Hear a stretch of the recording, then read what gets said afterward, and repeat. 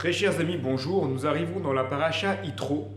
Et dans cette paracha Yitro, nous remarquons que Yitro arrive avec la femme de Moshe, Tzipora, ainsi qu'avec ses enfants dans le désert.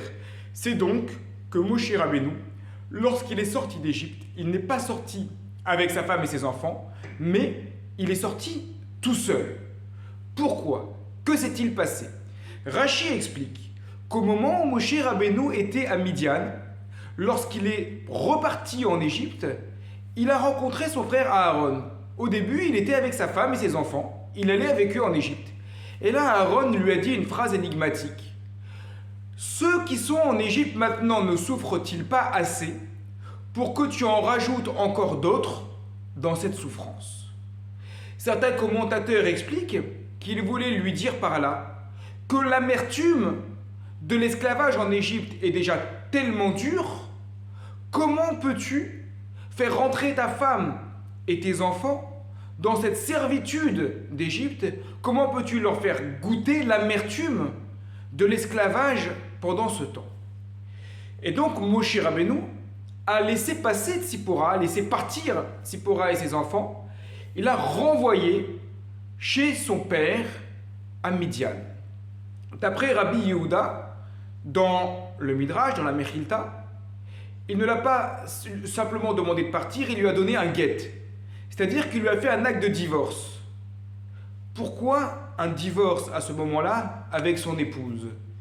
Il y a un an, entre le moment où Moshe Rabbeinu va revenir en Égypte et le moment où il va y avoir la sortie d'Égypte. Un an entier va se passer.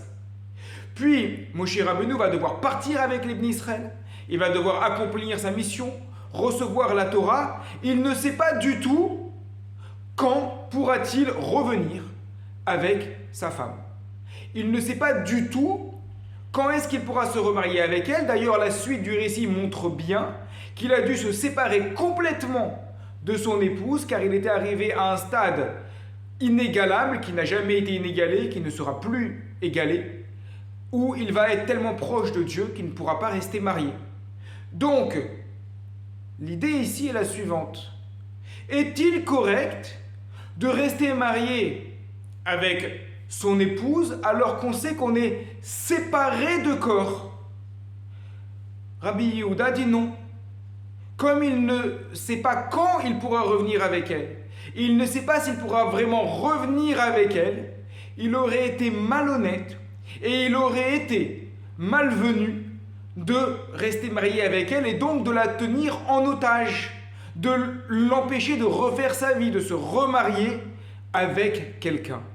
C'est une idée qui est extrêmement d'actualité, puisque c'est l'idée des femmes qu'on appelle les femmes agounot, des femmes qui ne peuvent pas se remarier parce qu'elles n'arrivent pas à avoir le guet de la part de leur mari, soit parce que celui-ci a disparu complètement, soit parce qu'il refuse de donner le guet, ce qui est quelque chose d'extrêmement grave, puisque cela fait en sorte qu'une femme se retrouve en otage. On l'empêche de vivre en disant « tu es toujours lié à moi ». Moshe Rabbeinu, d'après cette lecture du texte, montre qu'un homme doit être capable, par amour, des fois, de dire « je donne le guet ». Et je vais vous rapporter une histoire que j'ai entendue du Rav Mamou pour conclure. Au moment où il y a eu les attentats au World Trade Center, il y a quelqu'un qui était dans les tours en 2001, il a appelé son Rav, il lui a dit « Rav, je sais que je vais mourir, mais plutôt que d'attendre la mort, je vais sauter par la fenêtre.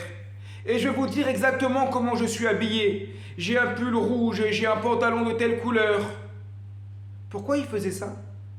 Parce qu'il sait très bien que quelqu'un qu'on ne peut pas retrouver, la femme reste agouna, elle ne peut pas se remarier après. Donc il a fait ça pour qu'on puisse retrouver son corps. Et ainsi, la dernière chose à laquelle il a pensé avant de mourir, c'est de pouvoir libérer son épouse pour qu'elle puisse vivre. Finalement, on n'a retrouvé quasiment aucun corps au World Trade Center, mais les Dayanim, les autorités rabbiniques, ont fait des enquêtes pour savoir qui était exactement là-bas et ont permis à toutes les femmes de ceux qui étaient là-bas de pouvoir se remarier par la suite, parce que c'est quelque chose de très important. Si on ne peut pas assumer la vie de l'autre, alors l'aimer, c'est parfois la laisser partir. Shabbat Shalom.